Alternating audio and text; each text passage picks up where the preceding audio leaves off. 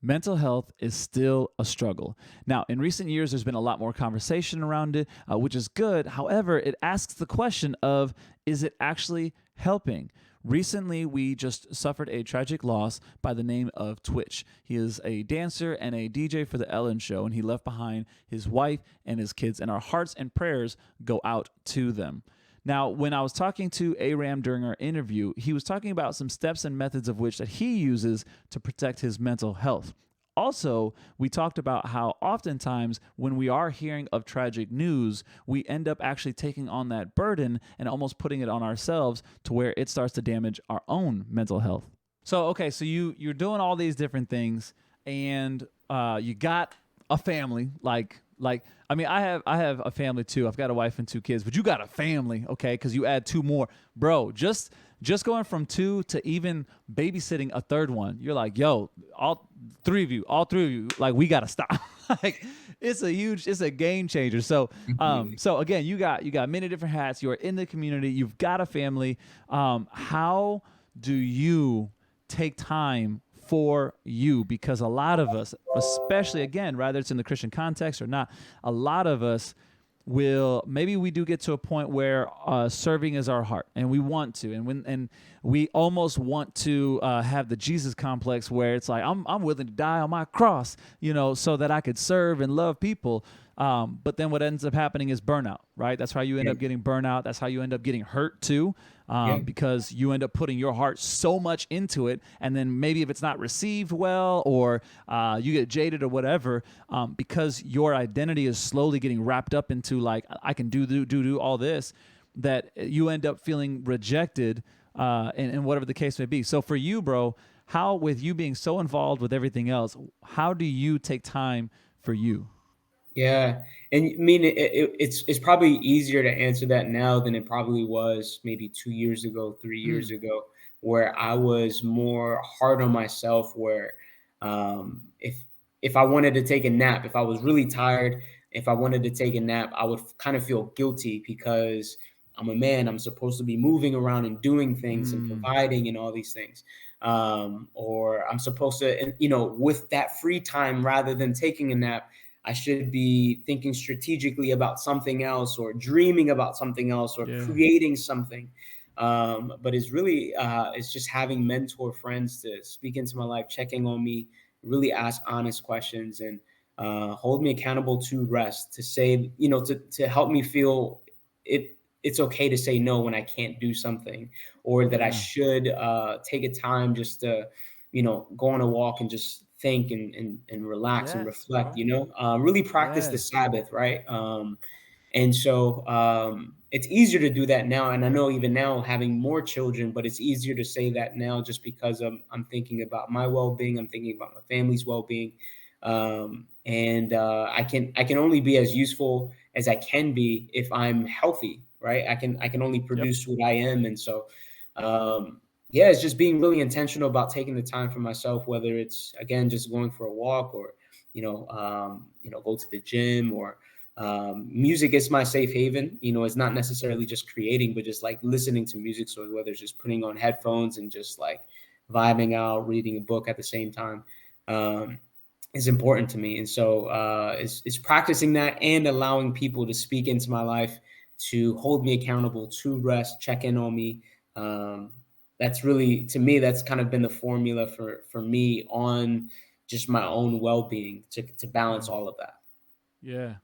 Yeah. No, that's good, bro. I like that you stated that, man, if I don't take care of myself, I can't take care of nobody else. And that is definitely something where if you are a father, you really know what that's like. Not that you can't know what it's like, but it's different when you have little ones who are dependent on you, where you are exhausted, and like Untitled, he's like, hey, I can't take naps. Like you really need to be rested, but somebody is needing you, and obviously, you can't just be like, you can't just stiff arm your 4 months and be like, hey, listen, I gotta take a nap. Daddy gonna take a like, but at the same time too, though, And it you might be also, it might be resting with them, right? So like if you're able to put them down to sleep, even if it's for you mean an hour, 30 minutes, 15 minutes sometimes, if you can nap with them, it's kind of taking advantage of that.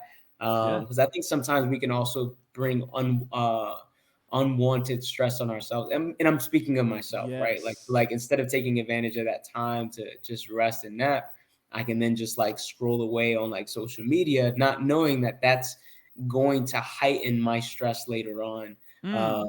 that's going to just deplete me, right? It's going to take energy away from me rather than restoring it. And so Yeah.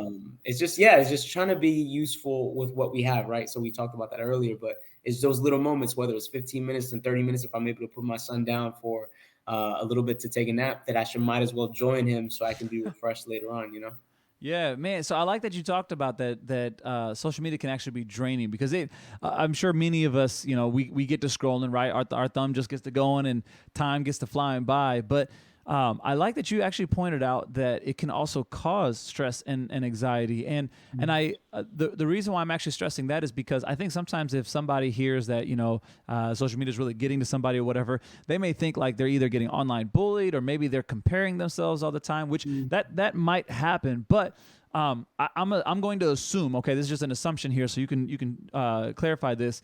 I'm going to assume that you don't have your social media filled of a lot of polarizing topics and people yelling and fighting and all the time. I'm going to assume that your social media is probably curated to like things of which that you do want to help pour into you, but you're still saying that that's a possibility of still causing anxiety and stress. Talk about a little bit about that, man.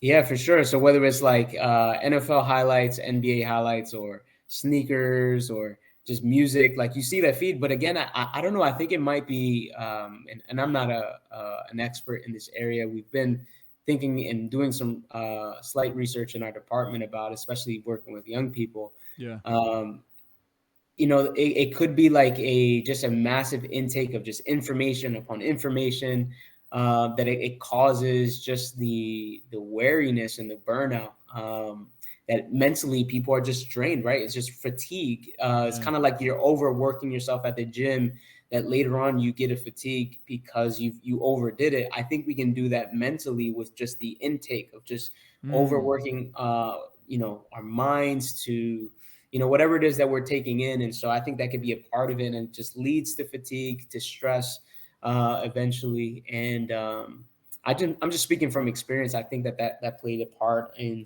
some of the reasons why I had to just take a pause from social media. Try to treat it as much as an email kind of thing, where you just check in and check things, even though that's tough too, because now you have to play with the algorithm to make sure that your stuff is visible even to Sheesh. your own following. And that's Yeah. another beast of a conversation itself. But I do think it is healthy to step back, and kind of let your brain breathe for a little bit, rather than taking in so much of the whatever social media is spewing to us. Yeah, yeah, access to excess. You end up getting bombarded with so much, and I think if anybody is really sensitive, and when I mean sensitive, I'm talking about like, you get moved. You get moved easily when, again, let's say it's your favorite, uplifting artists, or pastor, or whatever the case may be, and they post about a loved one, just passing or sickness or whatever, like. If you are very sensitive, where you kind of take on almost everything, that can 100% drain you emotionally, which then sucks for if you have a family or some friends or nearby, whatever. Because then it almost takes everything from you, that like now you are of no use to others, in a space to be able to serve out of a healthy place. And I think with just the stuff that's going on in the world right now, and the loss, if you guys don't know, of an amazing dancer. His name goes by the name of Twitch. Just even that. So as a dancer and in the hip hop community and whatnot, it was one of those things, like it was heartbreaking, right? Heartbreaking, that he ended up taking his life, and that he's leaving behind his wife and his kids and stuff. And what was going in conjunction with what we were talking about, what was even more draining for me, is because a lot of my friends are dancers, right? A lot of my friends are in the hip hop culture, just seeing posts after post after post with it, almost brought me to a place where I was like, yo, I'm feeling really down. And it it is definitely harder for me to serve and love and take care. And I'm not saying that we can't grieve. Like I didn't know him personally, so I'm not gonna act like all of a sudden it was just to the point where I just couldn't, move around or anything. Not by any case, at least for me. However, I was still not able to really be at my best because all I could think about was that and how emotionally draining it was too. Sure. So how do you then, bro, with things going on, again, social media, your own family, whatever, when other people, okay, not just yourself, but when other people are going through some hard times, again, you want to be there for them, you want to love for on them, you want to pray for them, but how do you keep those situations, not I want to say people, but those situations from pulling on you, instead of you being able to be charged up to serve others? Yeah, I mean, I think that's a tough question altogether because there's this saying, or this theory that Gary Haugen, who's the president, the founder of the International Justice Mission, which is a coalition of folks that try to dismantle oppressive systems across the world, so in different countries, third world countries primarily. And he talks about this thing called compassion permanence, where you're empathetically thinking about someone or their situation, and you're having in the foresight. So it's kind of like, I believe it's Hebrews 13, where you're thinking about those that are suffering as if you're suffering. But there's also a balance um, where you're not so much consumed by it that you're then physically, mentally, and emotionally sick, right? Yeah, Where yeah. that's a real thing, as you just mentioned. Um, he kind of treats it like an individual, like a baby, right, or an infant. So I have a 4 month old, so he doesn't really have the brain capacity to see that I stepped out of the room, I went to another room to grab something. He doesn't really have the brain capacity to think that there's another room outside of the room that he's in. He just sees that his dad disappeared. And so if he starts to Mm, cry, that could be a reason why, he's crying frantically, right. because he doesn't have that capacity. Sometimes we're that way when a big situation happens, or news that we see on our cell phones or on the news media outlets, things that happen that are terrible. We see it at the moment, but then when it's not in our foresight, we forget, right? So it's kind of, Mm-hmm. it just disappears from us. And so what Gary Haugen wants to share about compassion and permanence is about, being mindful when we're eating a meal, that we're mindful that other people are not eating. When Mm-hmm. we're hearing these news, that we're in that moment taking advantage of wanting to pray about it as opposed to just thinking about it and moving on. Um, but I think it is a hard thing to do when, again, how do you balance that? I don't have the answer to that, honestly. I Yeah, just think yeah. that's where community lies in, where we're able to lift each other up, and also check in on each other on how we're doing, Yes. with holding those tough conversations or tough situations for others.